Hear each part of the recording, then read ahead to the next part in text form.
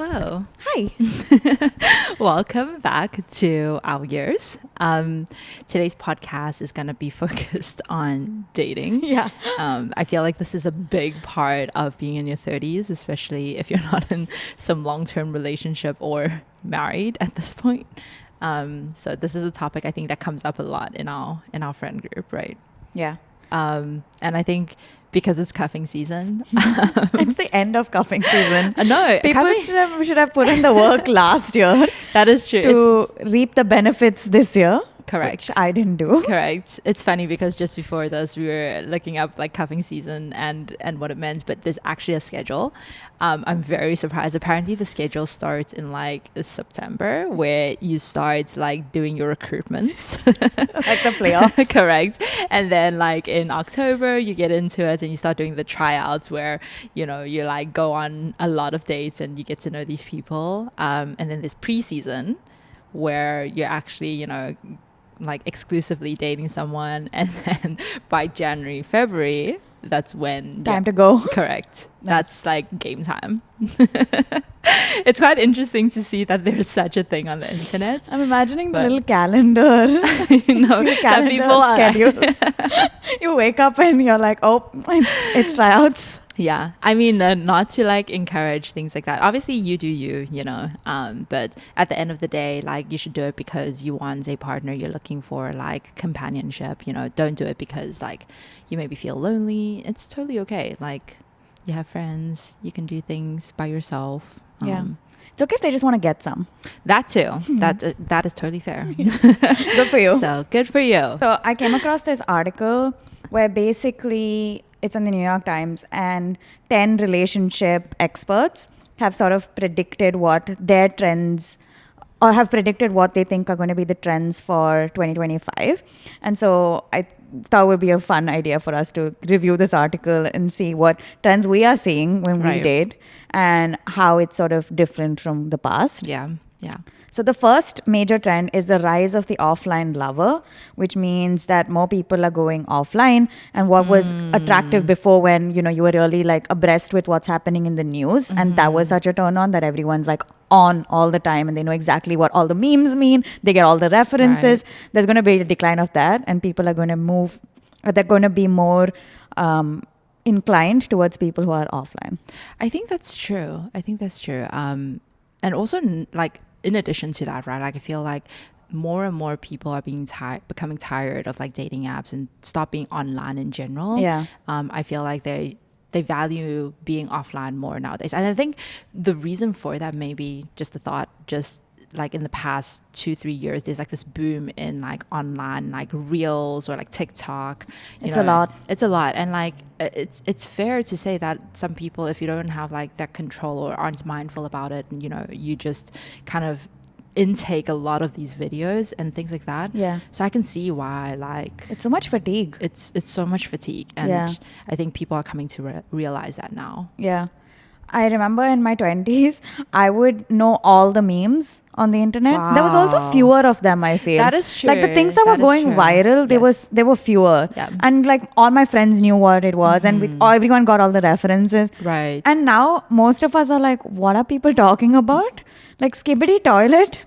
Come on. I wish I didn't know that. But there's just so much. And I think that's adding to the fatigue. Yeah.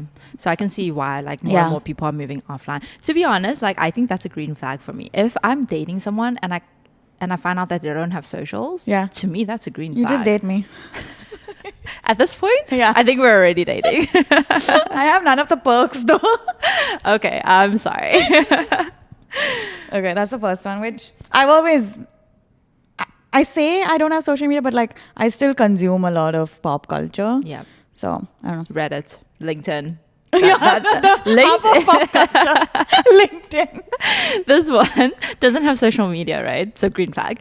But because people are scrolling, she'll sit and scroll, and I'm just like, you don't have social media. What are you scrolling on? And then I move over, and she was scrolling on LinkedIn, guys. I mean, I'm an intellectual. No shame, but no shame, only pride. The next one is rise of non-monogamy relationships. Interesting. I think I can see that. I think something that we've spoken about previously, and just like food for thought is, you know how like animals are, they don't have like one partner, right? It's quite interesting. Yeah, typically animals don't have one partner. They kind of just like go about life. They see a good one, they take it, correct, and then they move on. Yeah. Right. So then, as humans, we're also animals, right? Like, what makes us different? You know, maybe we're more refined, maybe we have more feelings. We don't know that though, right? Like, we don't know we have more feelings. Exactly. Animals could have feelings, but we just don't know that. But like, why? Who came up with this rule of like needing to stick to one partner? This is not my view, just putting it out there, but just a food for thought, right? Like, what makes us different, and why are we tied to, you know, one partner? And I think like, you know, how cheating is like morally incorrect, right? Like, why do we think it's morally incorrect? Because humans like came up and said, you know, like, you should stick to one partner, and if you don't, then it's morally incorrect, right? But animals don't do that, right? So thriving.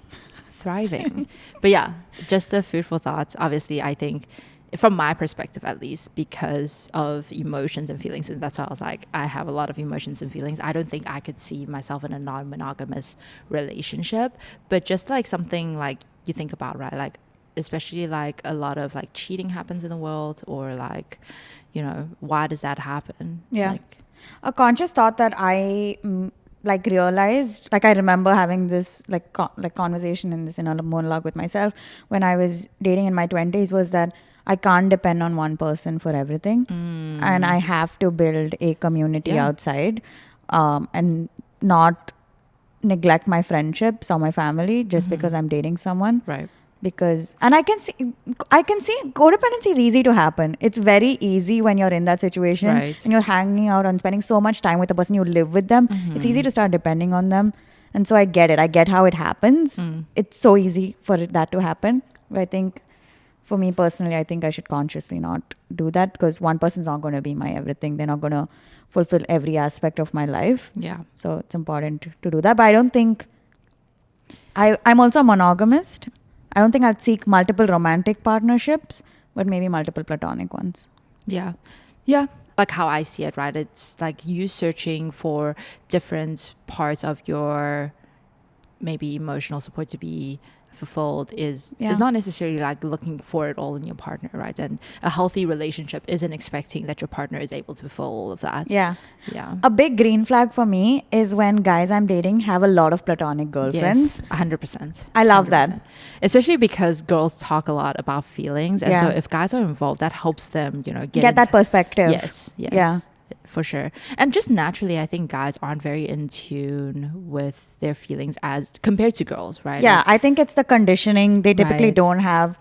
It's sort of like looked down upon when guys talk about their feelings. That like that has been historically, at least where I come from in India, that's typically been the case. Right. So I feel like women are not like that. They talk so much about their feelings. Exactly. And you learn so much. You get so many perspectives, and you learn that so much through their experiences. It's like shared learning. Yeah. And so I think it's very nice when guys have a lot of platonic relationships. Yeah, for sure. And like I think we're in a generation where like we should be normalizing that guys have like feelings too, and that they should talk about their feelings, right? And so to your point, I do agree, like major green flag when guys have platonic girlfriends. Yeah. I asked a guy on a date this once that if he has a lot of platonic friends, like female friends. I think he thought it was a test.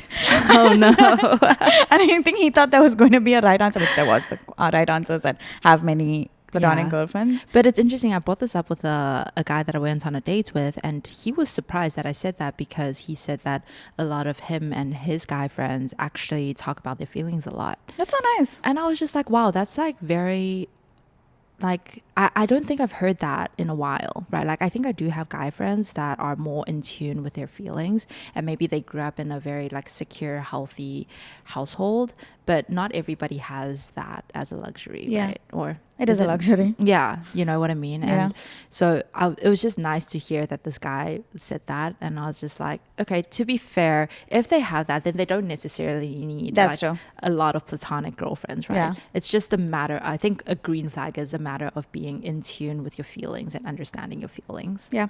Yeah. I can see that. I love that for him. I want that for women. Yeah.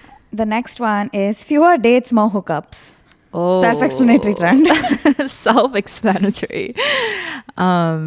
So this article talks about there are going to be fewer dates because of economics, that inflation is going to continue and things are going to become more expensive. So people are going to be spending less because they're going to have less discretionary income. And so that's what they mean by fewer dates, more hookups. The next one is expecting more from apps where the current algorithms are not going to be working for societal shifts. And so Esther Perel actually mentions that to remain useful, the best apps will have to elicit playfulness, spontaneity, and curiosity, which current apps are not doing. You know, I feel like there's so much expectation from dating apps. Like they think like it's like the cure to meeting people. Yeah. But I don't think you can expect so much from a dating app that is online, right? I think there is value to meeting people in person. Like the energy comes through. You kind of like see how they react in like surroundings, their behavior. Yeah. Body language is a big one. Yeah. Like previously, when I just joined the apps, which was last year, I would want to text people a lot and sort of gauge wavelength before meeting them.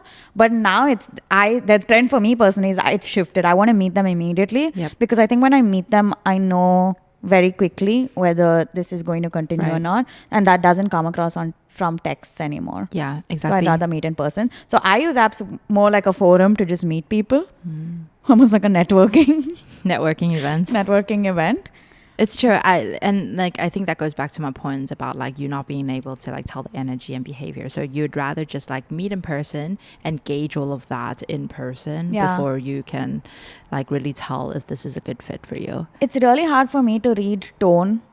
And I think for most people, even at work, through text, reading tone on Slack, it's so difficult. And even through text, especially with a stranger, like so many things don't land. Like you don't know their sense of humor. You don't know if what you're saying is going to be taken in the right way. And it could be like you're using that as a litmus test. Like, do they get your sense of humor and so on? But a lot of times reading tone is really difficult. I don't want to think so much while I'm texting, you know. The next one is parent-funded dating app subscriptions. Nandini Mularji who's a matchmaker, predicts that parents will start paying for their child's dating services. Okay, I just want to say that this is on the New York Times, so it's more focused in North America. Right. But this has been happening in India for a very long time. Right. Like your parents actually run your dating profile. Right. They vet the boys. Right. They vet the boy's family. Correct. Yeah, they tell you what this boy does for work, what his interests are. Yeah, the parents are running the show. You know, that's so funny because like in Taiwan also the same, but back in the day, and it's kind of frowned upon now because I think there's this stigma around if you need your parents to do that for you, you're not getting any game. You have no game. You need your parents to step in. But I don't think it's about that, right? Like I think parents, you know, parents know. Sometimes parents are good, you know? Like I don't think I'm opposed to it, right? So if my parents want to set me up, like feel free, but just know my criteria or like what I'm looking for, right? I know in India this is very common. Like my sister had an arranged marriage and this is funny. Let's talk about arranged marriage because I feel like I had this idea of what an arranged marriage means. So why don't you define that for us? So I think arranged marriage is essentially where you get set up through your family or family friends, and it's more driven through the family. The introductions are more driven, and the whole, not even introductions, just the process is driven through family than anyone else. And I think a lot of people think arranged marriages are forced marriages, which correct, yeah, maybe I'm sure in some parts of the world that is true, right? But no, most arranged marriages are just that you're set up by family. Yeah, I think that's like the difference that I learned after chatting to you about it, because I think there's this idea that an arranged marriage means like a forced marriage where two people come together because the parents have decided that they would get married. But no, I'm sure that happens a lot too, but luckily I come from a world where that has not happened, thank God. Next one is prioritization of platonic romances. So Lauren Napier says that her prediction for 2025 is platonic romance. Women have shifted beyond self-care and operate in a mode of self-preservation. For some, dating is exhausting, perplexing, and unfulfilling.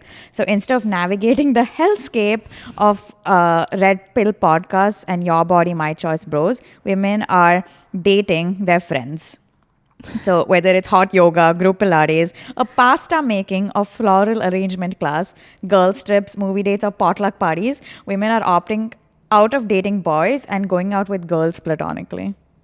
To be a balance. This is the same thing that where you have to have a community regardless of what your relationship status is. Yeah, for sure. 100%. The next one is the advent of AI to help solve dating woes. Oh, interesting. AI will become your ultimate wingman, where How? more people will be using AI to write their profiles, edit photos, and write entire dialogues for them on dating apps. Some will even use AI clones to do the whole thing for them. Others will use AI dating coaches to practice chats before a date, Oh help my them come up word. with conversation topics, and suggest pre-planned date ideas in their city. I like the idea of helping with like the pre-planned date ideas, Yeah. but like getting AI to help you talk about things on dates, to me, it almost sounds like an interview, and that's not natural for me in dating, I think. I mean, some people just are socially awkward and maybe they need more practice than others. That's fair. That's fair. But you can't really predict, right? Like what your Yeah. partner or the person you're dating is going to say. I think this is just maybe practice for them to like sort of build that muscle to even have conversations with an unknown entity / person. So maybe it's that. I don't like the ones where they're using AI apps to write their profiles.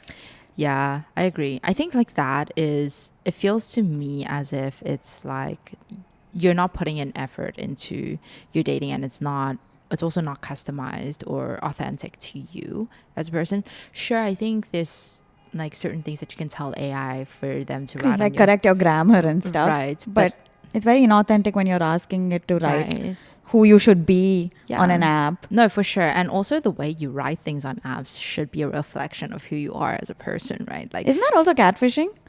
is it? In a way that you're basically presenting yourself in a way that you're not. Yeah, potentially. The next trend is that long distance will become more popular. Oh, I don't know if I agree with this one. I feel like long distance has always been something that I think a lot of people, majority of people struggle with. I personally think like long distance is okay. I feel like as long as both people want to put in that effort. But I think at the end of the day, like if you don't have a goal to meet somewhere Or like some sort of inflection point. converge, yeah, I think it's a little hard. So I don't know if I agree with that one. I actually haven't seen in my circle a lot of long distance relationships. My sister and my brother-in-law did long distance during COVID. I think they handled it well, but it was obviously not something that they were going to do without a plan on how they Right. could be in the same city again. Yeah. So I don't know. I've not been able to do long distance Yeah. personally. And a lot of my friends have told me that they weren't able, or they struggled to do long distance. And I can see that because I think a lot of my friends look for relationships for companionship, right? And sometimes it's nice just to call up your partner and be like, let's go for a walk, or let's go play tennis, or let's go do this, let's go do that. With being long distance, I feel like that's a little hard. I like it in theory. Yeah, the idea of it. I like the idea of it.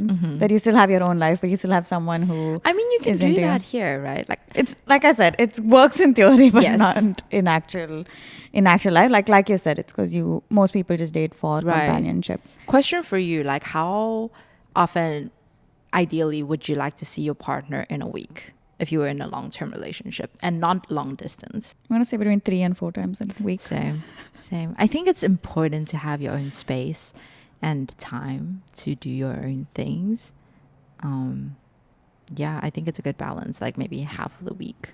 The last trend is from Maxine Williams, who runs a speed dating event in New York City. And she says that setting up friends on dates is going to be a major trend. She writes, I think 2025 will be a big year for leaning more into community, mutual friends, and social networks for dating. She predicts that stability and deeper connections will become a central theme in romantic relationships. So she sees the potential for bringing back blind dates and people relying more on real life vetting before going on dates. You know, I like the idea of that. I know. Like the idea. You are constantly trying to set people up, so I can see that. I for love you. that. I love setting my friends up when I feel like I know someone would be a good fit for someone else. Yeah. I just love seeing them come together. Like, it's the best thing. And I guess like I've kind of done that in the past. Oh, tell us the story. I'm taking full credit for this, even though I don't think I actually played a role in it. We'll just snip that part. I think the actual role that I played is that initially I was told by a friend that I should meet this guy, and he lives in like a different part of the world. I was living in Taiwan at that time, and it was funny. I was using the dating apps, and he was back in Taiwan, and I actually never met this person, but somehow I just had a feeling it was this person. So I texted him saying, "Are you so and so's friend?" And surprisingly, the guy replied saying, "Yes, and I've also heard about you, and I heard that we should meet." And so we were both like, "Okay, great, like we should meet." And I had high hopes, thinking like our friends wanted us to get together. But me and that guy didn't actually hit it off. But before going to the date, I was hanging out with one of my best friends, and I was like, "Why don't you come with me on this date? Because, you know, like it's right here." And then the guy was like, "Yeah, let me bring a friend also." And they ended up getting married, guys. And me and this guy just didn't hit it off. It was very interesting to see that like two people that were meant, well, assumingly by our friends, a good fit, potentially a good fit, bringing two other people that had no connection with each other together, and now they're married. That is wild. I think it's wild also because like that best girlfriend of mine used to live in Australia, and the guy was based in Taiwan, but like he had friends all over the world. So it's just interesting how like those two came together because of you, apparently. Yeah, because of me. But yeah, I think like we got sidetracked. I don't think like, you know, I knew what that guy was like. So it's not like a matter of me bringing two people that I feel like would be a good fit. It just so luckily and happened to be that they were a good fit. It's so wild how people meet. Whenever I meet a new couple, I love listening to how they met. Yes. Because every story is so unique. Yeah, about like how they came together. There's a term in Mandarin Chinese called Yuanfen. And I really like this term. It almost means like destiny, for good and bad, right? So if you're meant to part with this person, that can be Yuanfen. If you're meant to be with this person and have this person in your life, that could also mean Yuanfen. And I feel like with these two friends who are now married, I feel like with them, it's completely, I would like to believe Yuanfen. Like they were destined for each other. Like how can someone like not have any sort of like common ground end up coming together because of two people who are also not in the same country, and because of that one meeting got married. That's crazy. I know. So why can't you do that for me? Your Yuanfen is not there yet. I can't just blame you. And it's funny, like maybe I'm like, what's that term, superstitious, I don't know, but I like to think that, you know, there's like certain energies or certain connections that are meant to be in the world, you know, and I think you need good timing and need to be in a good place. Mentally also. So a lot of it is self-work. For sure. So those are the trends for 2025. What are you seeing now when you're dating? You know, I think like last year I spent a lot of time focusing on like dating, because I think that's something I wanted for myself. I wanted companionship, to find a partner and I know that we spend a lot of time together, so I think like I was pretty fulfilled in that sense. But I think it's nice to have like a partner that you can just, you know, that has always like got your back and is always there. I think because I was dating, then like spending a lot of time dating and focused on that, I think I felt drained by the end of 2024.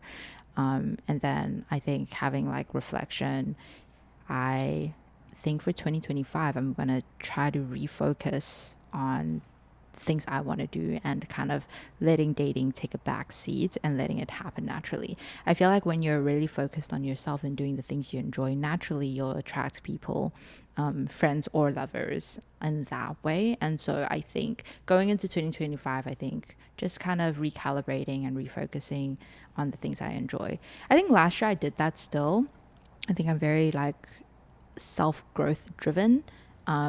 But because dating was a priority that I had in 2024, I think that shifted a lot of my mindsets.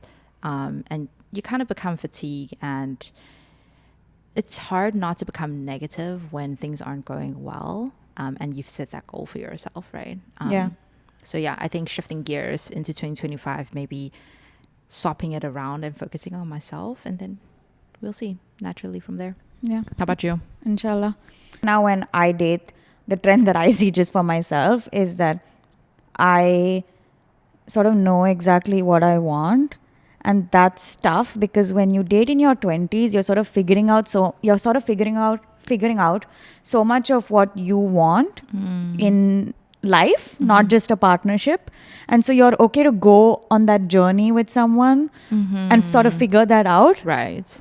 As long as they're like a nice person and you have some common ground, right? Right. But now when I'm dating, I know exactly what I want. Right. And when I go on dates, I feel like in the first 10 minutes, I know if there's going to be a second date or not. Yeah.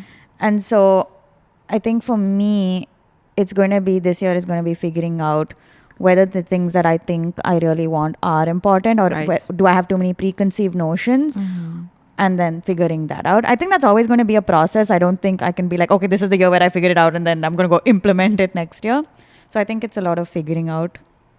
I think the shift for me has also been how I've dated in the past versus what I'm doing now. And that's also why there's so much of like learning that's coming through. And previously, because I lived in one city my entire life, I had a really large community. And that community just kept getting bigger and bigger through school and undergrad and work. And so I was meeting so many people that it was not a conscious choice for me to go out and meet people. I didn't have to be like, okay, I need to build my community. Right. It was just always there. And so dating was very organic. Sure. Yeah. And so I think the shift for me was also how I perceived online dating. What are your hopes for 2025? I think for me, my hope is to find the balance between not burning out because of trying to date. Right. I think it needs to be a balance. And I think that's my hope, is that I figure that out. Because sometimes I just date so much and then I'm tired.